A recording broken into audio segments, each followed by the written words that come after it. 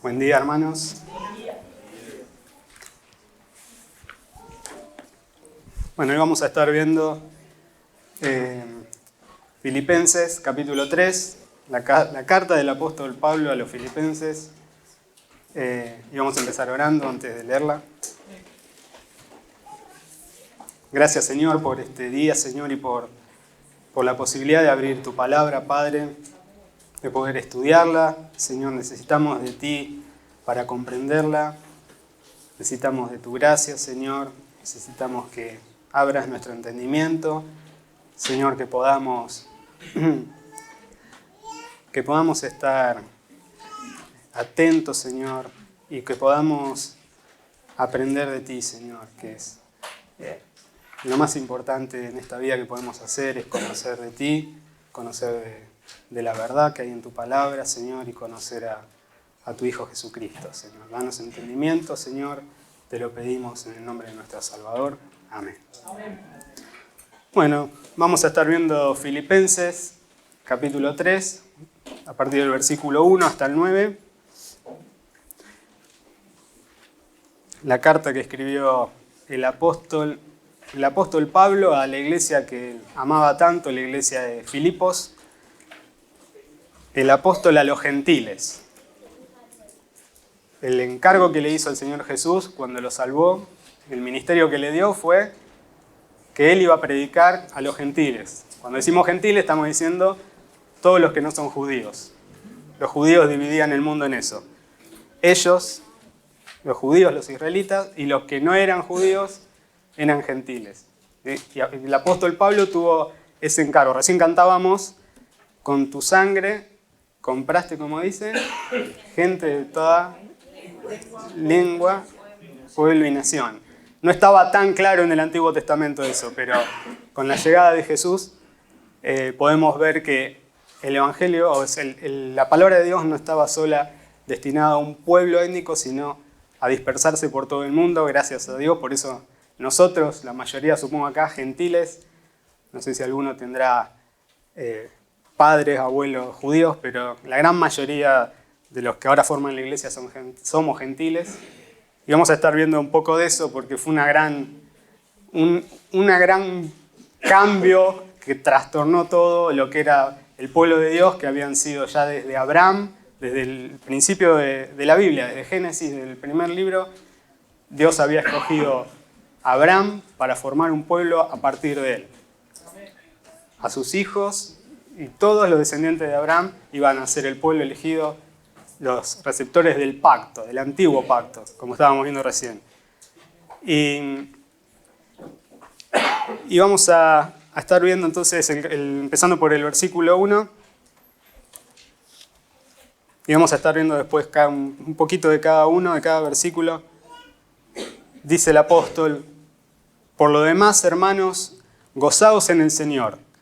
A mí no me es molesto el escribiros las mismas cosas, y para vosotros es seguro.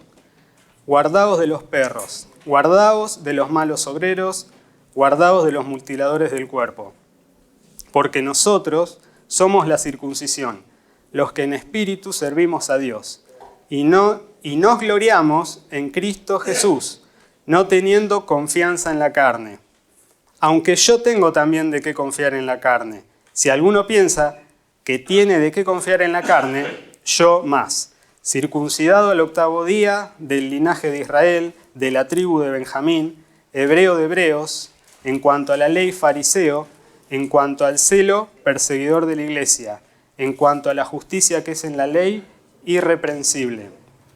Pero cuantas cosas eran para mi ganancia, las he estimado como pérdida por amor de Cristo. Y ciertamente aún estimo todas las cosas como pérdida por la excelencia del conocimiento de Cristo Jesús, mi Señor, por amor del cual lo he perdido todo y lo tengo por basura para ganar a Cristo y ser hallado en Él, no teniendo mi propia justicia, que es por la ley, sino la que es por la fe de Cristo, la justicia que es de Dios por la fe. Para hacer un poco de memoria, estuvimos viendo durante mucho tiempo, no sé si fueron años. ¿Dónde anda Víctor? No sé. ¿Cuánto estuvimos viendo el libro de Hechos? 2 años. Bueno, estuvimos viendo todo el recorrido, no vamos ahora a recordar todo eso, pero para poner un poco, situarnos en tiempo y espacio, ¿no? El apóstol, cuando terminamos de ver el libro de Hechos, veíamos que el apóstol estaba preso en Roma. Y esta carta la escribe desde allí, desde la prisión, ya casi terminando esos 2 años de prisión que tuvo que estar, encarcelado. Y de ahí escribió 4 cartas. Bueno, el Nuevo Testamento, después de los Evangelios, son prácticamente cartas que escriben los autores bíblicos. Y él escribe 4 que son, las primeras 3 están juntitas, son Efesios, Filipenses y Colosenses. Y después una carta que se le escribe a su amigo Filemón. Y esta iglesia que él amaba, la fundó el apóstol en su segundo viaje misionero. Si recuerdan, él hizo primero un viaje misionero por la región de Asia y después, tiempo después, quiere volver para visitar esas iglesias y ver cómo están. Entonces vuelve a salir con un viaje, con un grupo misionero, y en un momento quiere avanzar por una región y el Espíritu Santo no les permite. Y acá empieza una serie de sucesos donde se nota el actuar del Espíritu Santo y de Dios para poder expandir aún más el Evangelio, ¿no? Hasta lo último de la tierra. Y vemos que el apóstol tiene una visión de noche donde aparece un hombre de la región de Macedonia, es decir, de Grecia, y les dice, pasen para Macedonia y ayúdennos. Entonces este grupo misionero entiende que tienen que pasar a predicar el Evangelio allí. Y ahí nomás ya parten por el puerto de Troas, cruzan el Mediterráneo y llegan a Grecia. Y ahí entran a la ciudad de Filipos. La primera entonces iglesia que fundó en Europa el apóstol fuera de Asia fue esta de Filipos. Y el día de reposo, el sábado, van como una costumbre, van a un lugar donde se juntaban los judíos que vivían fuera de Israel. Se juntaban en las ciudades donde vivían, si no había sinagoga, se juntaban a la orilla de un río a orar. Y ahí había un grupo de mujeres orando. Y entre ese grupo de mujeres había una que se llamaba Lidia. Una comerciante, una mujer empresaria que vendía púrpura, que era de otra ciudad que se llamaba Tiatira. Y dice que el Señor abrió su corazón para que estuviera atenta a todo lo que Pablo estaba diciendo.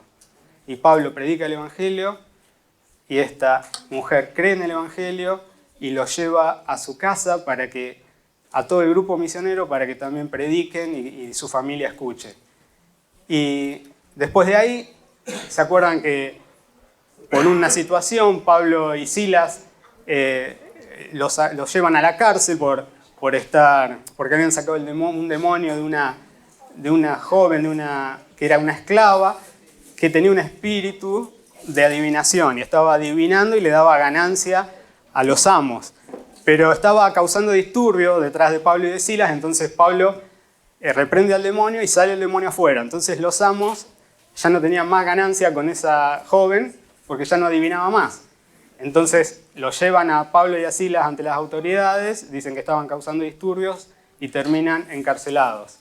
Pero también otra vez aparece la providencia y la soberanía de Dios que causa un terremoto esa misma noche y quedan libres los presos.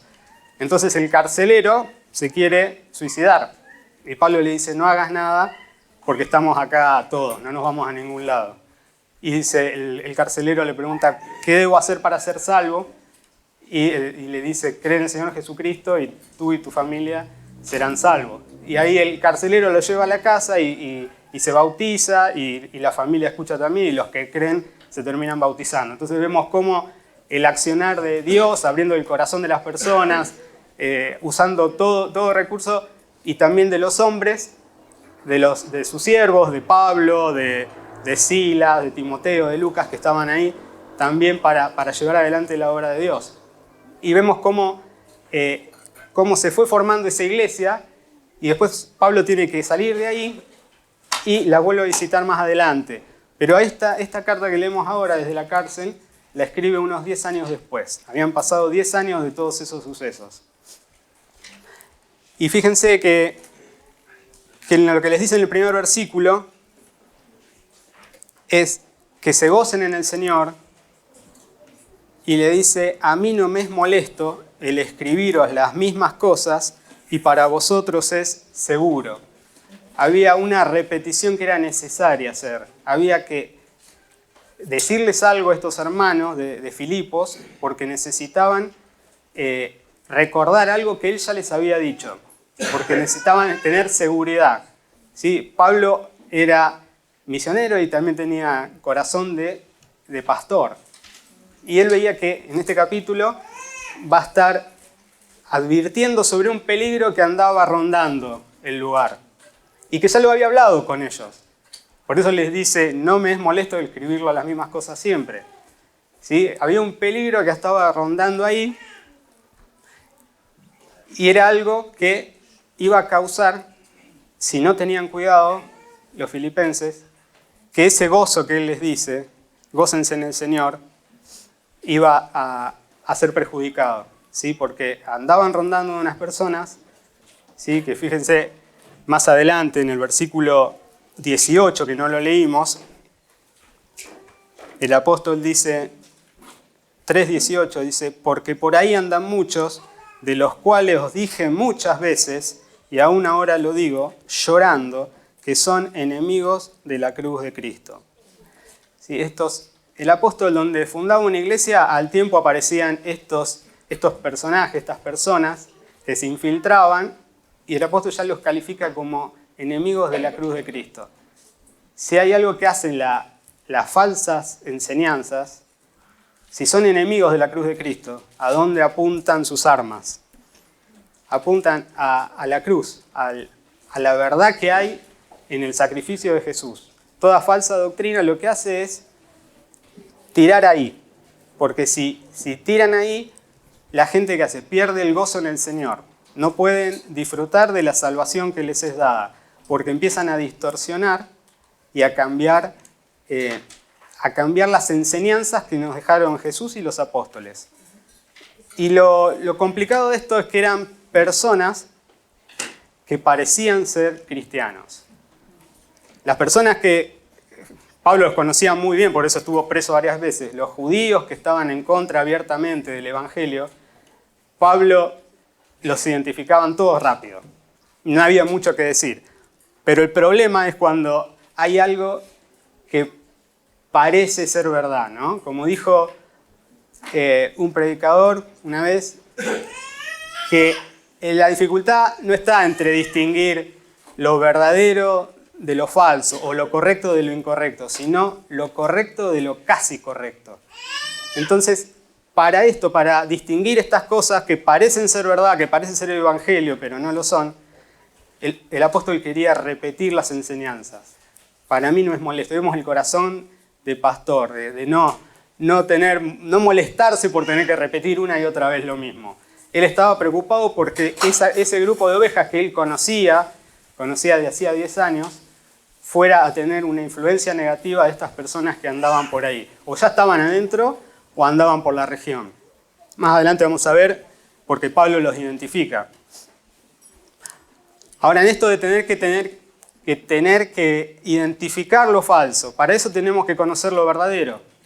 ¿Sí? Esto es como cuando se habla de la gente que detecta rápido billetes falsos. Un billete falso dibujado así nomás, cualquiera, hasta yo lo puedo detectar, pero la persona que tiene que detectar lo que es muy parecido, lo que está muy bien hecho por una persona que ha puesto todo su arte para falsificarlo, ¿quién sabe distinguirlo? Los que saben detectar, los que andan con muchos billetes verdaderos. A mí, en mi caso, como no ando ya casi con billetes, me pueden meter un billete falso tranquilamente, pero podemos ver entonces que hay que tener una práctica que lo da el estudio de las enseñanzas de los apóstoles.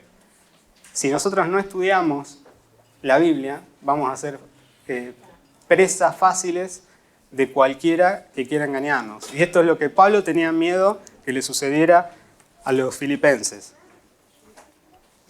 Ahora, estas enseñanzas lo que generan es confusión, ¿sí? Y cuando hay confusión, no hay seguridad, no hay gozo, y es un gran problema, ¿sí? Y nosotros podemos estar tranquilos de que la Biblia es un libro donde nos deja bien en claro las cosas que debemos saber. Que hay cosas difíciles de entender, es así, pero no son necesarias para temas importantes como la salvación del alma, ¿sí? La Biblia deja muy en claro y las cosas son blanco o negro, ¿sí? Jesús enseñó mucho sobre lo que era el reino de Dios. Dio muchas parábolas, dijo el reino de los cielos es semejante a esto, el reino de los cielos es semejante a esto, para que uno sepa si está dentro del reino de los cielos o no está, si uno es salvo o no, si uno va por el camino angosto o va por el camino ancho. Es decir, lo mismo con distintas expresiones. Si uno es parte del pueblo de Dios o si no es parte del pueblo de Dios. Es blanco o negro. No puedes estar con un pie dentro del reino de Dios y con un pie afuera del reino de Dios, en el reino de las tinieblas, ¿sí? Como la luz y las tinieblas. Donde hay luz, las tinieblas se disipan, la oscuridad. Y donde se apaga la luz, reina la oscuridad.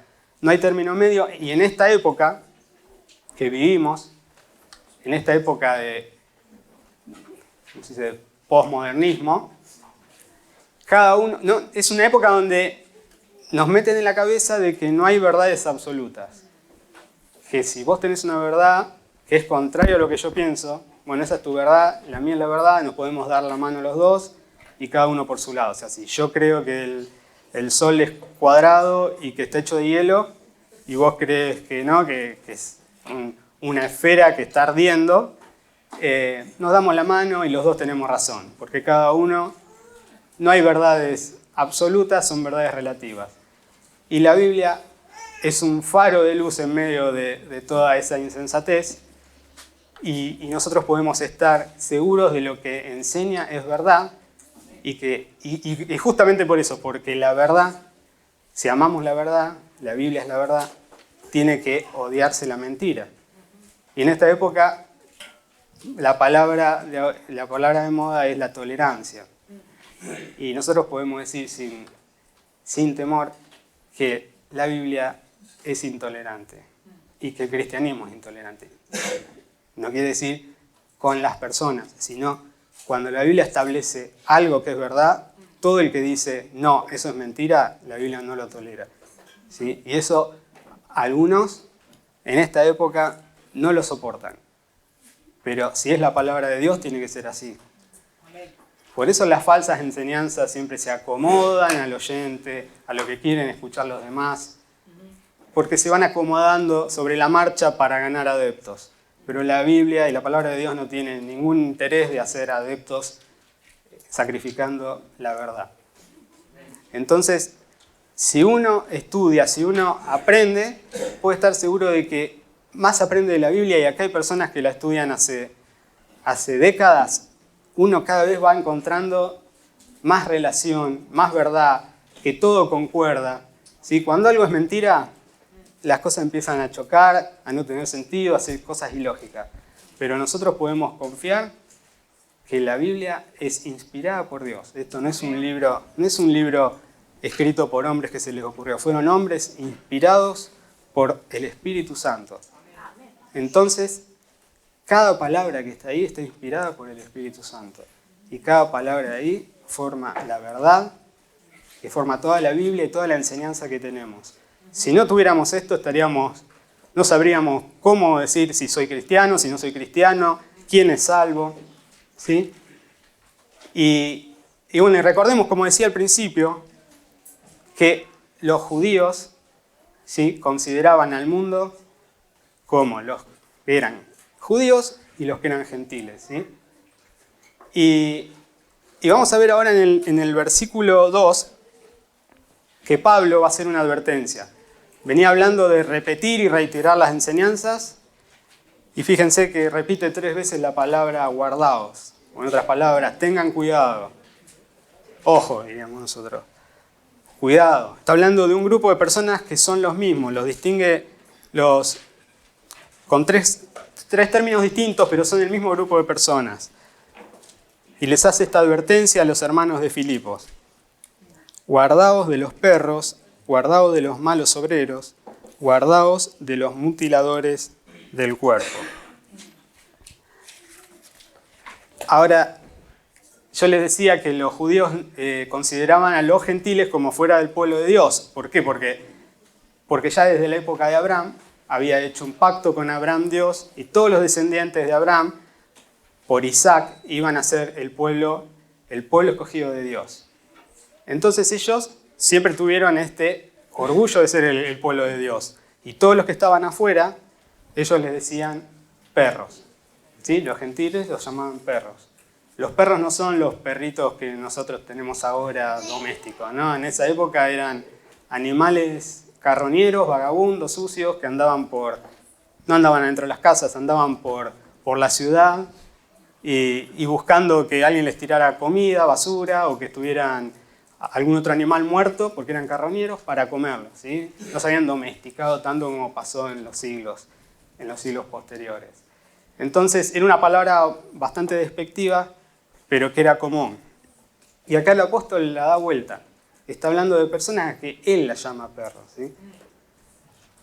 En cierta forma es como decir, se dio vuelta la tortilla, ¿no? Lo que ustedes llaman perros, ahora nosotros los llamamos perros a ustedes. ¿Quiénes eran estas personas? Bueno, eran los grandes oponentes o adversarios de Pablo, que donde él fundó una iglesia, ellos aparecieron. Durante todos los años de ministerio que Pablo estuvo fundando iglesias y predicando el evangelio, cuando se iba, aparecían estas personas, ¿no? Que por otras cartas sabemos quiénes son.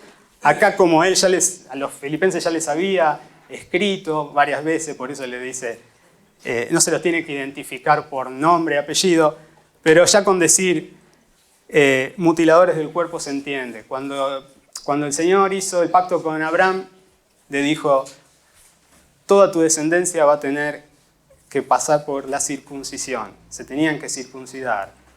Una operación quirúrgica que tenía que pasar toda la familia de Abraham y todos los que empezaran a nacer de ahí, los varones, al octavo día tenían que circuncidarse. ¿Sí? Y este fue el gran tema del Nuevo Testamento en las cartas. ¿Sí? El gran tema, si los gentiles tenían que circuncidarse o no. Entonces, Pablo lo llama en otras cartas la circuncisión, los de la circuncisión. Nosotros lo conocemos como judaizantes porque, recuerdan en el libro de Hechos, ya desde el principio, desde que estaba en Antioquía Pablo, habían aparecido estos. Cuando se empiezan a agregar los gentiles a la iglesia, ya no era solo, en el pueblo de Dios ya no había solo israelitas, no había solo judíos, sino que empiezan los gentiles. Entonces, algunos que habían dicho creer en el Señor dicen, bueno, pero estos tienen que convertirse al judaísmo. Está todo bien que hayan creído en Cristo, pero ahora tienen que circuncidarse, como todo lo que pertenece al pueblo de Dios.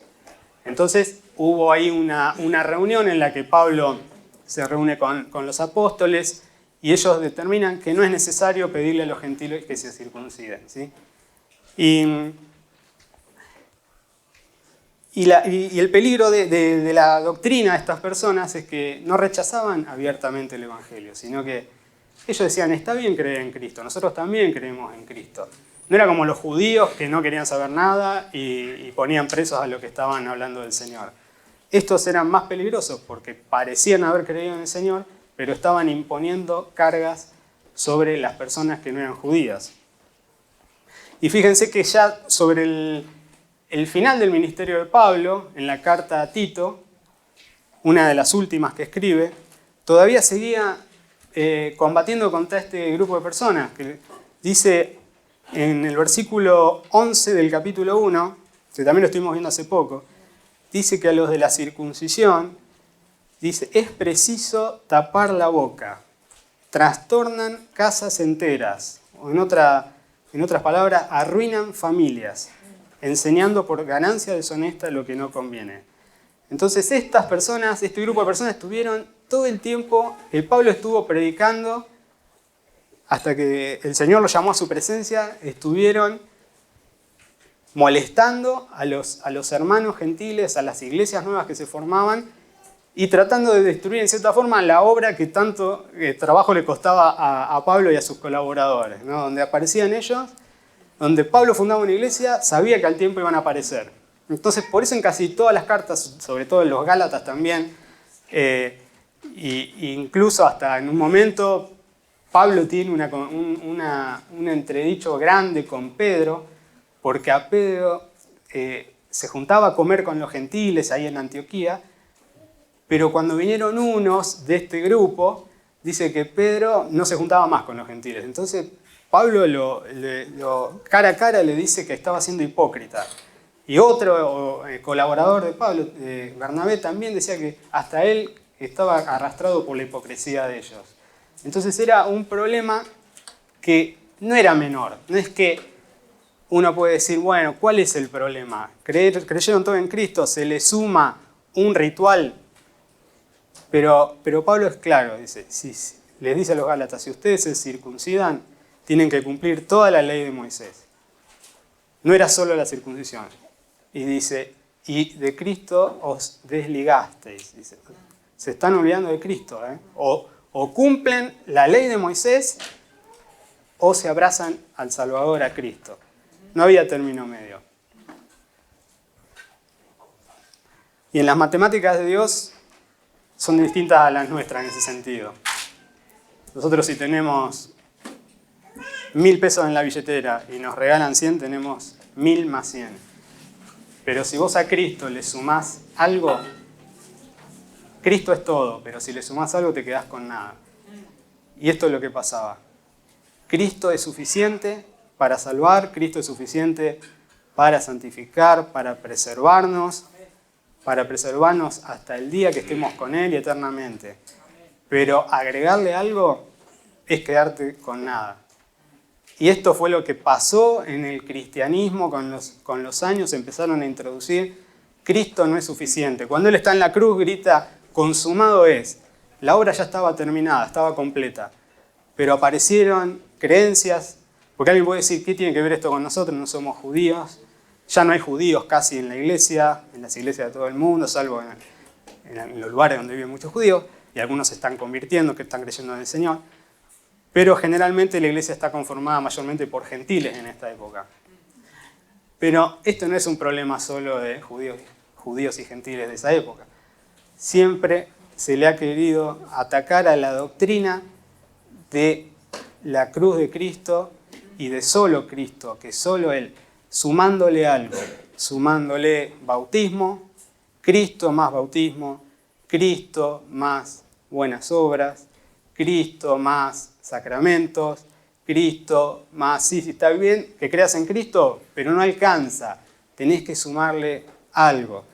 Y eso es un evangelio que no tiene a Cristo y un evangelio que no salva. Y por eso están tantas cartas, por eso el apóstol dice, no me es molesto escribirle las mismas cosas, porque es un tema serio, es un tema que si alguien está creyendo en Cristo y algo más para su salvación, quiere decir que no ha conocido realmente la salvación.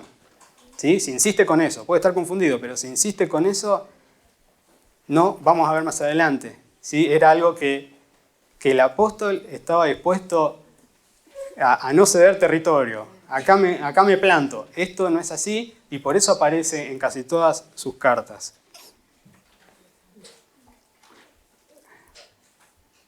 Este grupo también no solo era el tema de la circuncisión, sino era el tema de qué alimentos se comían, de qué se hacía durante el sábado, si había que guardar el sábado o no. Si querían traer entonces leyes de la ley de Moisés, prácticas del Antiguo Testamento, lo querían aplicar ahora a la iglesia. Y la cuestión central de todo esto entonces es algo que es muy importante, es quiénes forman parte del pueblo de Dios, y cómo forman parte del pueblo de Dios. ¿Sí? ¿Quiénes forman parte? Porque estaban los que decían, ellos no pueden formar parte hasta que no se circunciden. ¿Sí? Y Pablo decía, no hace falta circuncidarse. Y es la gran cuestión Y gran parte del Nuevo Testamento es eso, de las cartas. Y fíjense que la Biblia entonces tiene que dar claridad. Para que el apóstol esté tan confiado de que él va a llegar al cielo cuando muera, de decirle a los hermanos de Filipo cuando los saluda que son santos, tiene que haber claridad y tiene que haber, en lo que creemos, tiene que haber una seguridad. Como les decía en el versículo, para ustedes es seguro esto. Cuando no hay seguridad empieza a haber dudas, empieza a haber una falta de entendimiento que no da gozo, porque no sabemos realmente si somos parte del pueblo de Dios o no somos parte del pueblo de Dios. Por eso la Biblia, como decía antes, es clara en este aspecto. Y lo que vamos a ver hoy en este pasaje es muy claro el apóstol Pablo. La cuestión con estas personas es que no habían entendido el verdadero significado de la circuncisión. ¿Sí? En la fe, toda la historia de la Biblia y lo que siguió después hasta nuestro tiempo pasa eso, que la gente empieza a ciertos rituales, y sobre todo del Antiguo Testamento, que tenían un significado que era apuntar a Cristo, ¿sí? Los empieza a dar un valor al ritual, un ritual que tenía un significado espiritual, interno. Algo que se hace externamente, pero que internamente pasó algo. ¿Sí? Como nosotros decimos del bautismo. El bautismo no salva. El bautismo es algo que muestra que hubo una obra interior, algo que pasó, que Dios hizo por mí, yo lo muestro en el bautismo. Pero el bautismo no salva. De la misma forma que el que estaba al lado de la cruz, junto al Señor, fue salvo, ¿sí? En el último momento de su vida, y no tuvo que bautizarse. Entonces, estas personas que estaban entrando a las iglesias no habían comprendido el significado verdadero de la circuncisión, que ya estaba se veía, se vislumbraba en el Antiguo Testamento. De hecho, el mismo Moisés, fíjense, Moisés lo que le dice en Deuteronomio al pueblo. Le dice al pueblo de Israel: circunciden pues su corazón y no sean más tercos. Y en Deuteronomio 36 dice también Moisés: circuncidará Jehová tu Dios tu corazón y el corazón de tu descendencia, para que ames a Jehová tu Dios con todo tu corazón y con toda tu alma, a fin de que vivas. Había una realidad que era necesaria, una realidad espiritual. No era solo el hecho de una intervención quirúrgica a los 8 días de nacido y eso era todo. Podías tener esa operación, pero si en el corazón no había una obra que había hecho Dios, ¿sí? Entonces no tenía ningún sentido eso.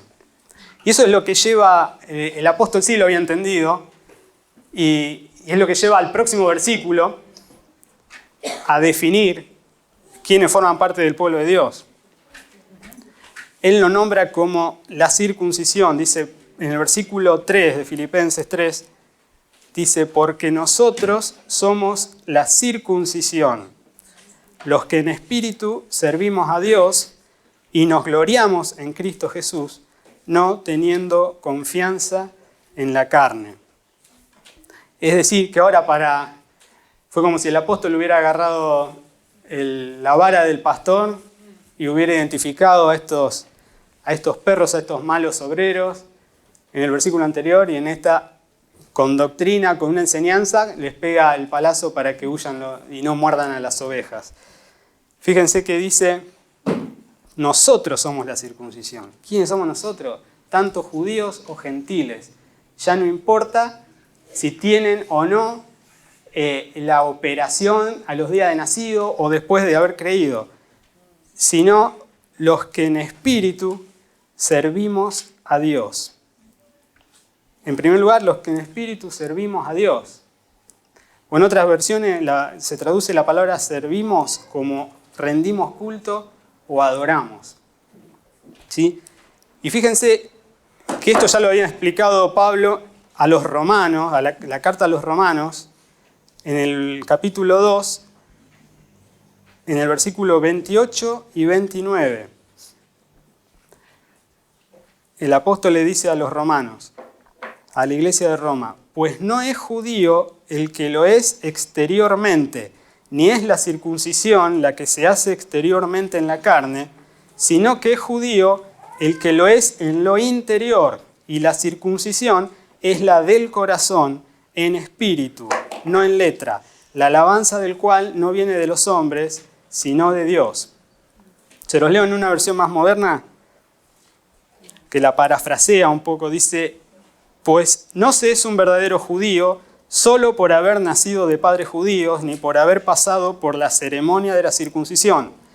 No, un verdadero judío es aquel que tiene el corazón recto a los ojos de Dios. La verdadera circuncisión no consiste meramente en obedecer la letra de la ley, sino que es un cambio en el corazón producido por el Espíritu.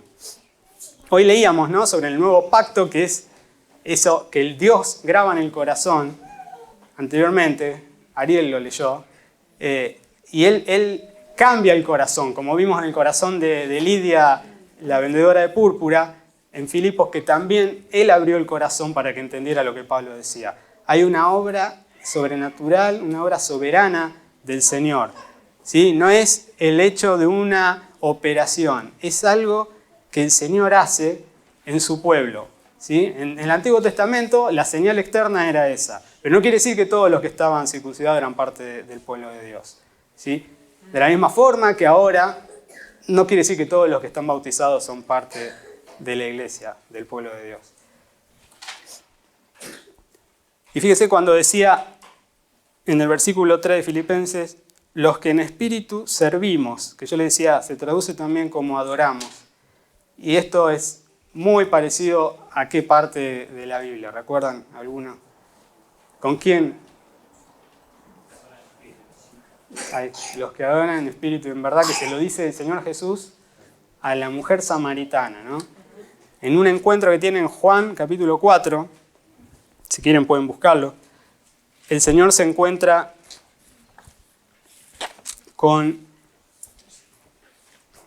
atraviesa la región de Samaria, y los samaritanos no se llevaban bien con los judíos. Los samaritanos eran una mezcla, habían quedado ahí entre medio, eran mestizos. Cuando Asiria se lleva a la parte norte del reino, se la lleva en cautividad, después pobló el lugar con personas de otros pueblos que no eran judíos, y esos se mezclaron con los pocos que habían quedado. Entonces ellos tenían una forma de adorar, pensaban que adoraban al Señor, y los judíos tenían otra. Entonces estaba siempre esa batalla de quién era el que tenía la razón. Los judíos decían, nosotros somos el pueblo de Dios, obviamente eran ellos, y los samaritanos eran una mezcla que habían hecho una adoración en el monte, no en el templo de Jerusalén. Entonces cuando Jesús se encuentra con esta mujer samaritana, la mujer le hace esta pregunta. Y es la primera persona que escucha, la verdad, una declaración tremenda, una mujer samaritana. El Señor le dice en Juan capítulo 4, versículo 20. La samaritana le dice, nuestros padres adoraron en este monte, y vosotros decís que en Jerusalén es el lugar donde se debe adorar. Jesús le dijo, mujer, créeme que la hora viene cuando ni en este monte ni en Jerusalén adoraréis al Padre. Vosotros adoráis lo que no sabéis, nosotros adoramos lo que sabemos, porque la salvación viene de los judíos. Mas la hora viene, y ahora es, cuando los verdaderos adoradores adorarán al Padre en espíritu y en verdad, porque también el Padre tales adoradores busca que le adoren. Dios es espíritu, y los que le adoran en espíritu y en verdad es necesario que le adoren. Entonces ya veíamos cómo ya el Señor lo había dicho antes que Pablo lo estuviera diciendo.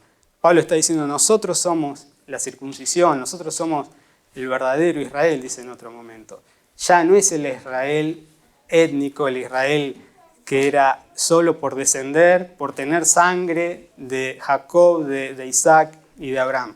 Ahora es una unión de todo pueblo y nación. Todos los que creen en Cristo reciben el Espíritu Santo y empiezan a adorar al Padre en espíritu y en verdad. Algo que trastornó el mundo judío, porque ellos no lo podían entender. Cómo ahora los gentiles estaban a la misma altura que ellos.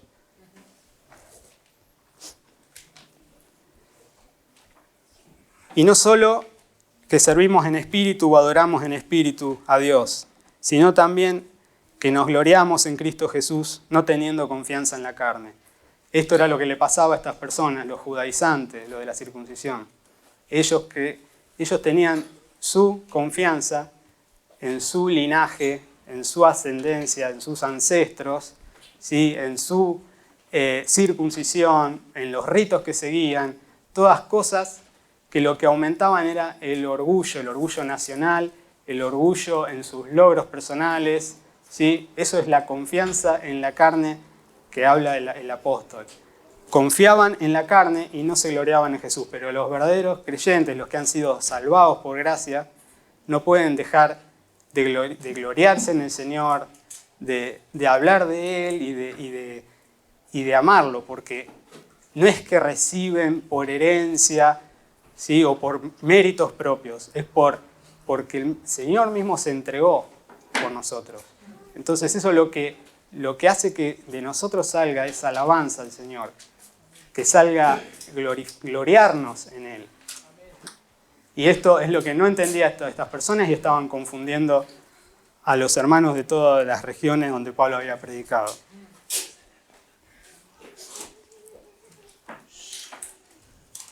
Ahora, la confianza en la carne nos va, en el próximo versículo, el apóstol nos va a ampliar más en el versículo 4, porque él mismo se pone como ejemplo, ¿no? Si había alguien que confiaba en sus logros y en su herencia familiar, de dónde venía, y en su conocimiento, era él mismo. Entonces, es bueno que él haya escrito esto, porque quizá otro no hubiera podido refutar con tanta autoridad lo que estaba refutando. Él mismo había vivido y mucho más celoso había sido que estas personas que ahora estaban en contra de él. Fíjense que dice en el versículo 4, aunque yo tengo también de qué confiar en la carne. Si alguno piensa que tiene de qué confiar en la carne, yo más. Circuncidado al 8º día, del linaje de Israel, de la tribu de Benjamín, hebreo de hebreos en cuanto a la ley, fariseo, en cuanto a celo, perseguidor de la iglesia, en cuanto a la justicia que es en la ley, irreprensible. Podemos ver en este versículo una serie de orgullos en el apóstol. Orgullo en su linaje, orgullo en su ortodoxia, orgullo en su moralidad, orgullo en su actividad o servicio a Dios.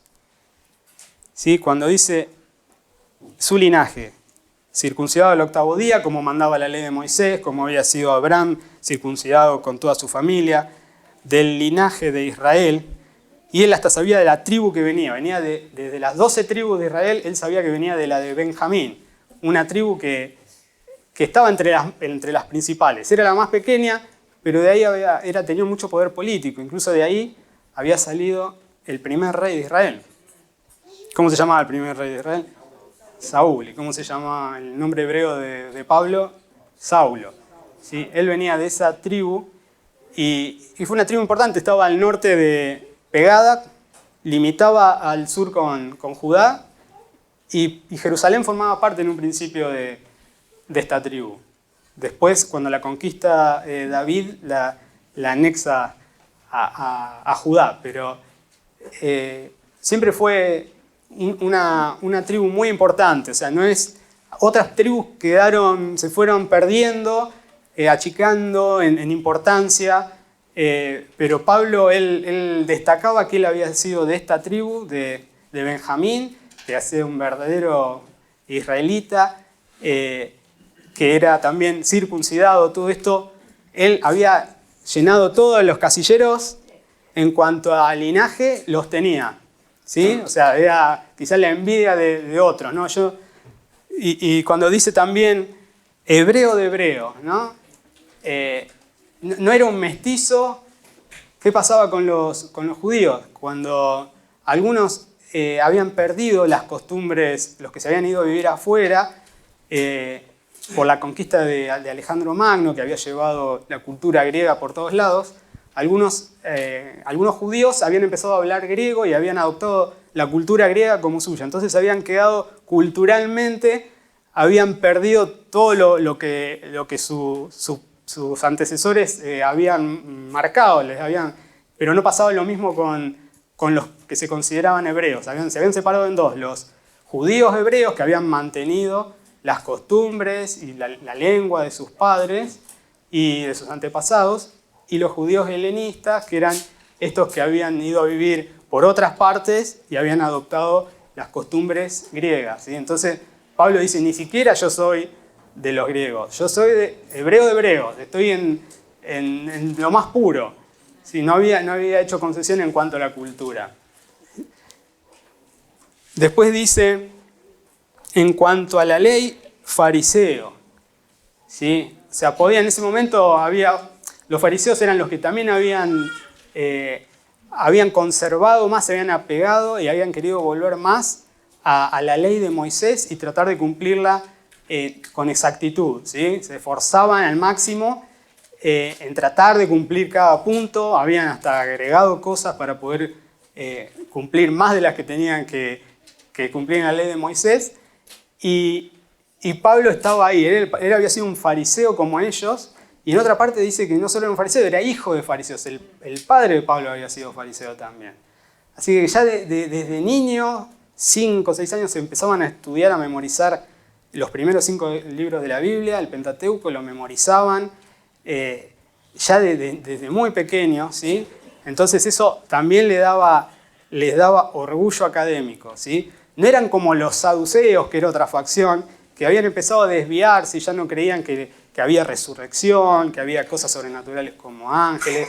Ellos eran más ortodoxos, así que creían siguiendo una regla que era del pasado y podían mirar para atrás y decir, nosotros creemos lo que se creyó siempre, ¿sí? Entonces ahí está la diferencia. En cuanto a la ley de Moisés, soy fariseo, no soy saduceo ni de ningún otro grupo. Soy de los que más están apegándose a la ley de Moisés. Y dice, en cuanto a celo, perseguidor de la iglesia. Cuando se presentó Pablo a que le dieran un permiso para ir a perseguir a la iglesia, imagino que todos lo conocían, sabían quién era. Presentó el currículum acá que está mostrando y no creo que haya habido otro más capacitado de él.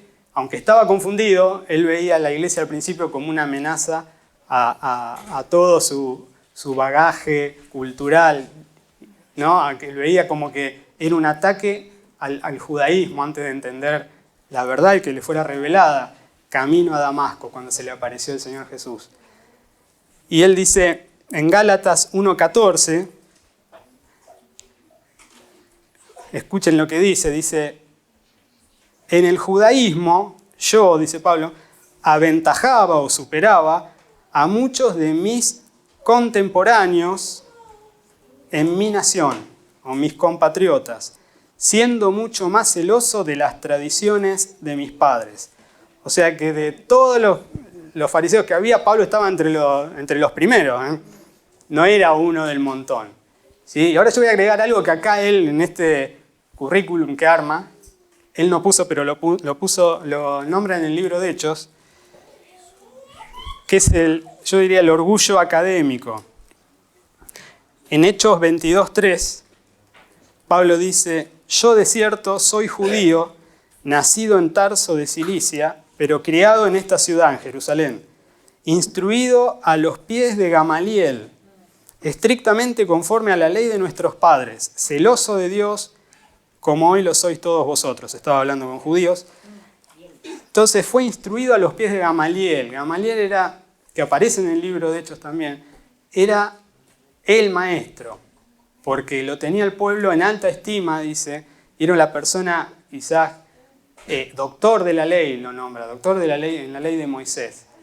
Y Pablo había sido discípulo, no cualquiera llegaba hasta eso. Probablemente Pablo, él dice, era de otra ciudad, probablemente se mudó de chico para poder estudiar, se mudó con la familia para poder estudiar ahí. El padre, que era fariseo, probablemente pagó para que pudiera estar a los pies de Gamaliel, ¿sí? Muchos quisieran tener este currículum. Me acuerdo que a muchos les va a haber pasado, cuando el primer currículum que hacen para pedir algún trabajo o algo que uno no llega a completar ni media carilla y empieza a poner cosas que a nadie le importan, como que sabe manejar Word y Excel y que estudió en la primaria tal. Y me imagino ir a buscar un trabajo y que al lado aparezca Pablo con 5 carillas mostrando todo lo que había estudiado. ¿Sí? No tenías chance de encontrar el mismo trabajo que él. ¿Y esto qué genera, obviamente? Él dijo, esto es confianza en la carne, esto es orgullo. Orgullo en lo que yo hago, en lo que yo pude hacer. Y a veces es ese orgullo de haber nacido en una familia que uno no nace porque quiere, no elige. Y a algunos les toca de una forma y a otros de otra. Y la gente, como seres humanos, nos enorgullecemos hasta de eso, hasta de nuestros antepasados, si tuvieron algún tipo de estirpe o algo. Él dice, en otras versiones dice, soy judío de pura cepa. Y si Saulo, voy a decirle, no era Pablo todavía, si Saulo hubiera tenido redes sociales, todo esto estaría figurando en la primera página, ¿no?, del Facebook, ahí, todo. Estudié con Gamaliel, ¿sí? Foto acá con Gamaliel dándole el título. Estaría, todas sus redes sociales serían Saulo, Saulo, Saulo, Saulo. Algunos también lo hacen, ¿no? He entrado en algunos Facebook de algunas personas, creyentes, que uno entra y ponen todos sus logros personales, sus fotos, su currículum, y su currículum espiritual también, y también sus logros en campo académico, todo, y después ese egocentrismo lo bautizan o lo cristianizan, lo santifican con 3 palabritas mágicas en latín: Soli Deo Gloria. Solo a Dios la gloria. En realidad es solo a mí la gloria. Si cuando vos entras a un lugar y ves todo yo hice esto, yo voy a hacer esto, no es de Dios la gloria, nada. Pablo dice, eso es carne. Confianza en la carne. Sí. El apóstol podría haber quedado dando vueltas en esto como los judaizantes toda su vida. Porque cuando uno empieza a acumular logros de este tipo, empieza como a llenar un vaso, una cuenta bancaria, y después invertiste años y años en estas cosas y no las querés perder por nada. ¿Sí? Es la ganancia de la persona. ¿Sí? Pero algo pasó camino a Damasco que Pablo cambió radicalmente su mente. Cuando iba camino a Damasco se presentó el Señor Jesús. El Señor Jesús habrá tenido, calculan, unos 5 o 10 años más que Pablo. Y mientras Pablo estudiaba con Gamaliel, había otro joven en un pueblo alejado de Jerusalén, trabajando como carpintero con el Padre. ¿Sí? ¿Quién lo veía ahí? No había mucho para poner en currículum y en Facebook. Pero era el deleite de su Padre Celestial. Cuando tiempo después recibió la orden de empezar a predicar, se bautizó y se escuchó una voz del cielo que dijo: este es mi Hijo amado, en quien tengo complacencia. Eso no se había escuchado nunca desde que Adán y Eva pecaron. No porque no lo dijo en voz audible el Señor, sino porque nadie miraba a la tierra y no había nadie que haya cumplido la voluntad de Dios, aún desde un taller de carpintería, aprendiendo con el Padre. No había nadie que haya cumplido toda la ley de Dios, porque Él nació del Espíritu Santo. Él no fue un hombre común y corriente.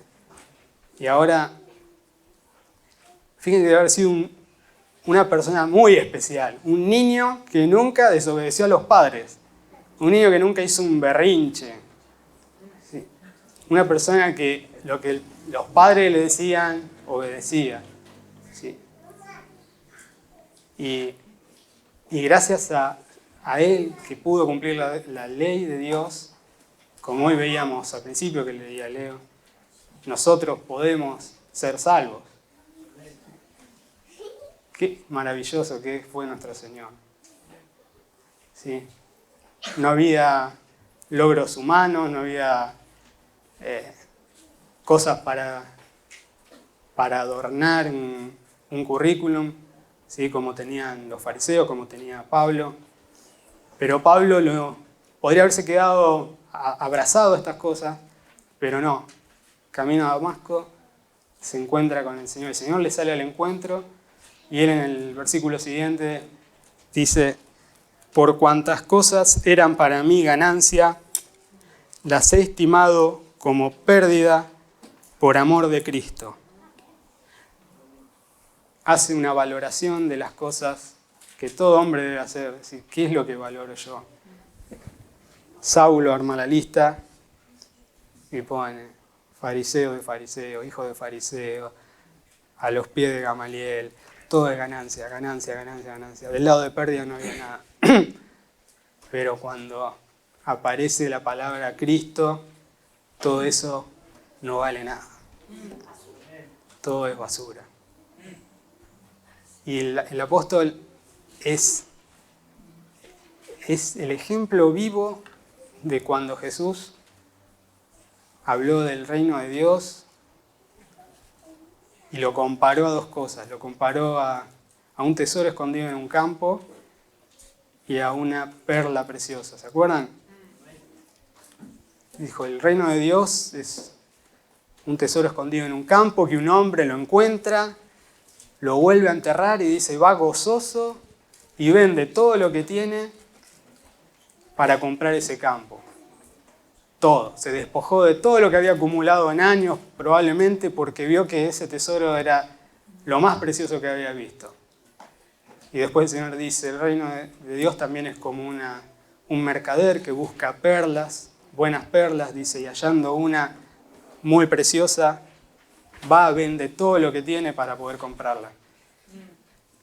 El reino de Dios es eso, Jesús es eso. Cuando alguien encuentra esa perla de gran precio, o cuando encuentra el tesoro escondido, al igual que el apóstol Pablo, todo lo que había acumulado de logros personales es basura, dice.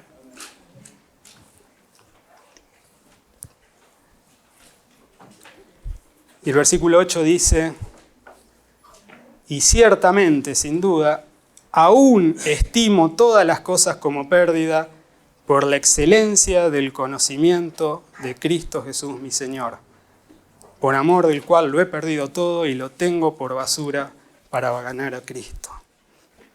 Me gusta porque dice, aún estimo. Esto no fue una decisión apresurada de alguien que durante un tiempito dice que cree en el Señor y está con todo. No, habían pasado ya muchos años de la conversión de Pablo y él todavía seguía diciendo hasta el día de hoy, me parece que todo a comparación de Cristo no vale nada. ¿Sí? Donde pones a Cristo al lado, cualquier comparación, lo que tenés al lado de Cristo termina siendo basura. Dice, lo tengo por basura.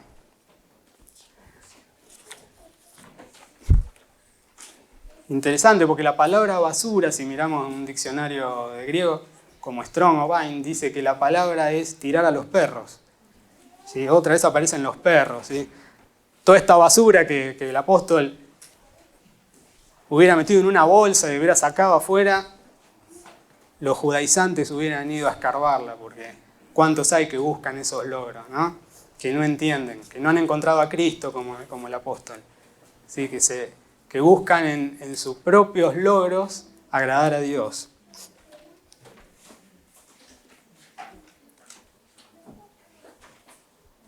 Y en el versículo 9 dice, para ganar a Cristo, decía el 8, y ser hallado en Él, no teniendo mi propia justicia, que es por la ley, sino la que es por la fe de Cristo, la justicia que es de Dios por la fe. Si separamos en dos, entonces hacemos una lista. De un lado tenemos confianza en la carne, y habla de dos tipos de justicia. La justicia que es por la ley, y del otro lado tenemos que poner la justicia que es de Dios por la fe en Cristo. ¿Sí? Dos tipos de justicia.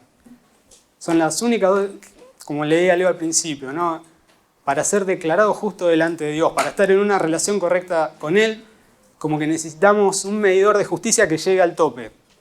¿Sí? Tenemos dos formas de obtenerlo. La justicia, que es por la ley de Moisés, que es ir acumulando justicia hasta llegar esa justicia, o necesitamos otra que nos la tiene que dar Dios. Cada uno elige con cuál va a ser hallado delante de Dios. ¿Sí? Y la justicia, para graficarlo, me gusta mucho la última película del progreso del peregrino, que es animada, que es del año 2019, habla de... El personaje principal, el protagonista, es cristiano, y cristiano, cuando empieza la película, empieza a sentir el peso del pecado, que se ilustra como una mochila con un gran peso que no podía soportar, y él quería que alguien le sacara ese peso. Y se encuentra con una persona que se llama Evangelista, y Evangelista le marca el camino, le dice, vos seguí por allá, ahí vas a encontrar quién te va a librar de esa gran carga, de ese gran peso. El camino era el camino hacia la cruz. Pero como siempre aparecen los enemigos de la cruz de Cristo, y en esto la película difiere del libro, pero está muy bien hecho, aparece un personaje que se llama Sabio Mundano y lo desvía del camino. Le dice, no, esa carga está yendo por un camino muy difícil, yo te voy a mandar por uno más fácil. Y Cristiano es engañado. ¿Sí? Y cuando le dice por dónde tengo que ir, le dice, anda a una ciudad que se llama Moralidad, y en esa ciudad hay una colina donde vive un hombre en la cima que se llama Legalismo, por la ley de Moisés. ¿Sí? Ese hombre te va a decir cómo sacarte la mochila. Entonces ese engañado cristiano va caminando, y cuando llega es un lugar muy sombrío con una colina empinadísima, y la colina está llena, parecen como tumbas, pero en realidad son como las tablas de Moisés con leyes, ¿no? Con reglas. Y algunas hasta se contradicen. Una dice corre rápido, otra dice quédate quieto. No porque la ley de Moisés se contradiga, sino porque lo que agregaron los hombres después fueron leyes contradictorias. Entonces cuando llega ahí, Cristiano está asustado porque es todo oscuro, y escucha una voz desde arriba de la cima, un hombre de piedra, que dice, ¿quién sos y qué haces ahí? Y dice, me mandaron por acá, ¿vos me podés sacar esta carga? Y dice, sí, puedo. ¿Y qué tengo que hacer? ¿Podés bajar acá a ayudarme? No, le dice, tenés que venir vos acá arriba. Subí, vamos. Y empieza a gritarle. Y Cristiano da 2 pasos, no puede decir, ¿cómo subo? Tenés que seguir los carteles, que son leyes, las leyes de la ley. Y Cristiano ahora dice, ¿cuánto tengo que cumplir? Le dice, ¿cuánto? Todos. Y ahí grafica que una vez que quebraste la ley, la quebraste toda. Tenés que cumplir todo. El único que cumplió eso fue Jesús, como dije antes. Pero nosotros vivimos quebrando la ley. Vivimos teniendo pensamientos feos. Hemos mentido. Hemos hecho cosas que merecen el castigo. ¿Sí? Y Cristiano intenta subir, y le dice, ayúdame. Y dice, no, ayúdate vos solo. La ley no puede sacar el peso del pecado.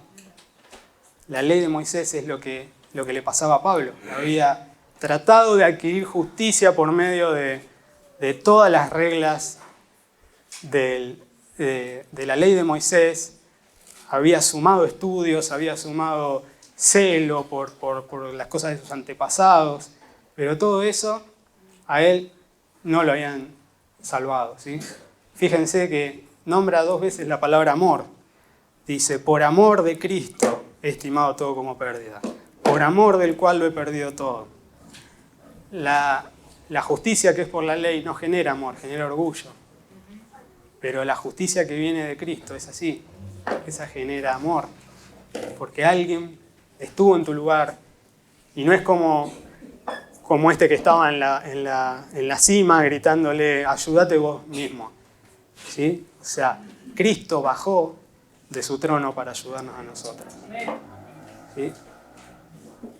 Y el cristiano finalmente no puede subir, parecía que cada vez era más alta, más trataba de subir más alta, en un momento se le viene como encima todas estas tablas, todas estas piedras de leyes, y ahí se encuentra otra vez con Evangelista que lo reta y lo hace volver al verdadero camino, y cuando él llega al camino verdadero, en la cruz, se le empiezan a desatar las ligaduras de la mochila, y va corriendo y ve la cruz hasta ahí, y va corriendo cada vez más rápido y con una sonrisa, y eso grafica la vida de cada uno de los que hemos creído en Cristo, y también grafica la vida del apóstol Pablo, ¿no?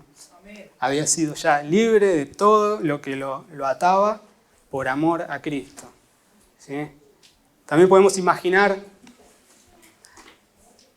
que estamos en un lugar donde hay un río con mucha turbulencia, y se está llevando gente, como cuando pasó la inundación, se está llevando gente, escuchamos gritos y nosotros lo vemos desde una cima, y vemos gente que va agarrada a troncos, gritando, auxilio, y vemos a alguien en la orilla del río que se mete en el río, sabe nadar, y le dice, vení que yo te ayudo.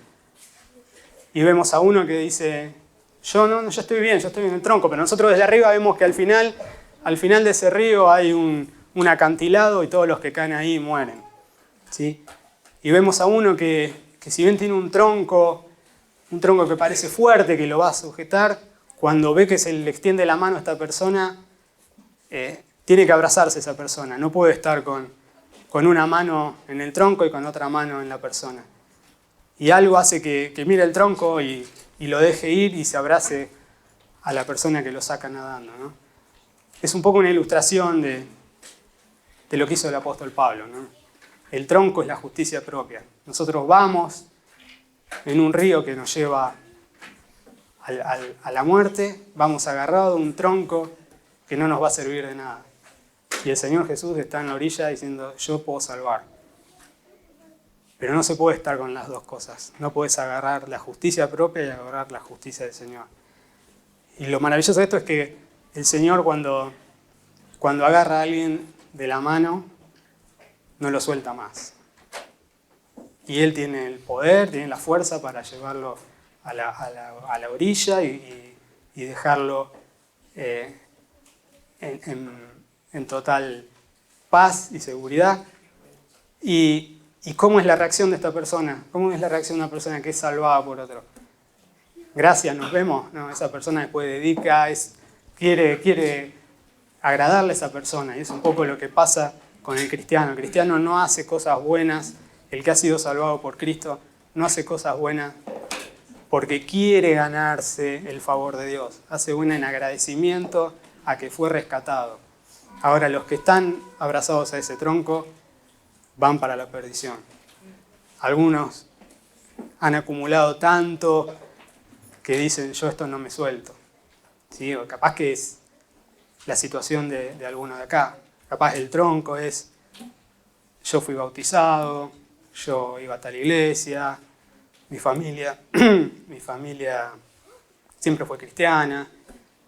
Todas cosas que en realidad nos dan una falsa seguridad, como los que están abrazados a esos troncos.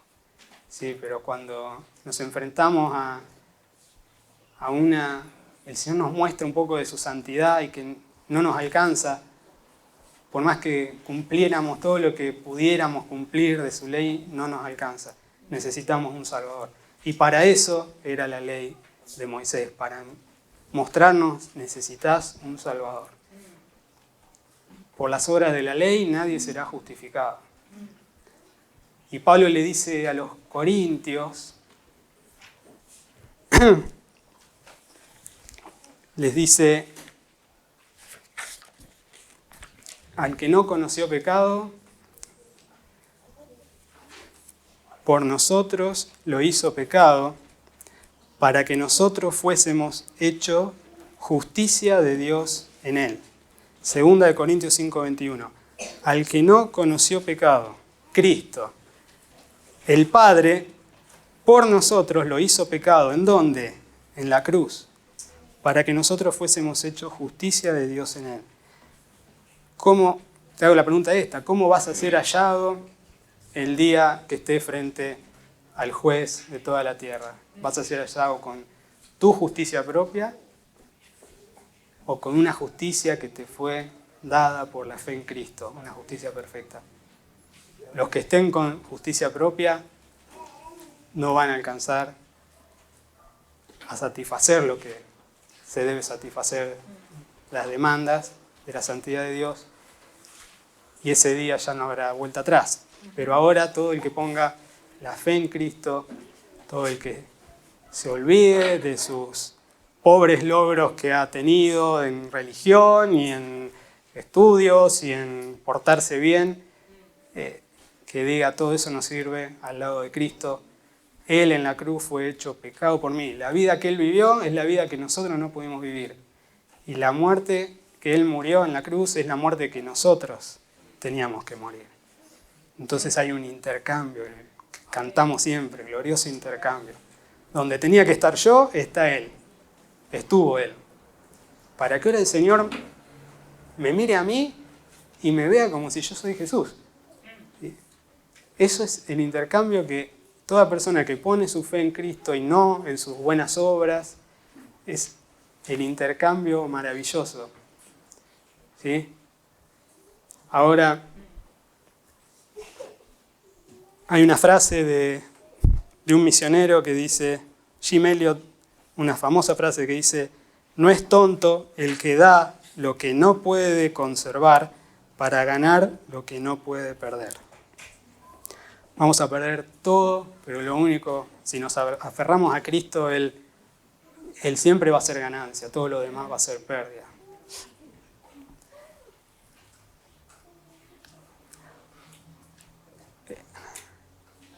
Ahora también otra pregunta ¿es tu tesoro Cristo? ¿Cristo es tu tesoro? Yo he conocido personas que en mi vida de cristiano y conozco, que tienen una fe muy débil, muy frágil, que a veces luchan con su carácter, fallan, pero yo estoy seguro de que si a esa persona se le pudiera sacar a Cristo por un segundo, caerían desplomadas, porque es su tesoro y es donde está puesta toda su confianza. Pero por otro lado también conozco personas que, si bien se dicen cristianas, he conocido que si hiciéramos así, hiciéramos desaparecer el cristianismo de la faz de la tierra, la Biblia, toda mención de Cristo, seguirían con sus vidas como si nada hubiera pasado. Lo único que tendrían un poco más de tiempo el domingo a la mañana para hacer otras cosas. Entonces, no porque estés sentado en una iglesia, porque hayas estado toda la vida, eso quiere decir que vas al cielo, que sos parte del pueblo de Dios, que estás en el reino de Dios. Es solo a través de la fe en Cristo y en su obra. Oremos. Amado Señor, te damos gracias, Señor, por tu Hijo Jesús, Señor, porque Él tiene poder para salvar. Él dijo, al que a mí viene no le echo fuera. Señor, que vengan a mí, dijo, todos los que estén trabajados y cargados, que yo les daré descanso. Señor, si hay alguien aquí que ha hecho un balance de su vida y ha visto que no tiene a Cristo, que esta sea, Señor, la mañana, Señor, de salvación. para su alma, Señor. Y una vez que estamos en la mano de Cristo, nada nos podrá separar de su amor. Señor, esta es la gran confianza que tenemos. Señor, y te damos gracias por estas palabras que pudimos ver del apóstol Pablo, Señor, y de su ejemplo. Porque no es solo el ejemplo del apóstol, es el ejemplo de cada cristiano, Señor. Si Él no es nuestro tesoro, entonces no somos cristianos. Señor, salva en esta mañana y a los que ya somos salvos, Señor, que podamos dedicar más nuestra vida, Señor, a tu Hijo, Señor, a su pueblo, Señor, y a aprender más de ti, de tu palabra, Señor. Oramos en el nombre de nuestro gran Salvador Jesucristo. Amén.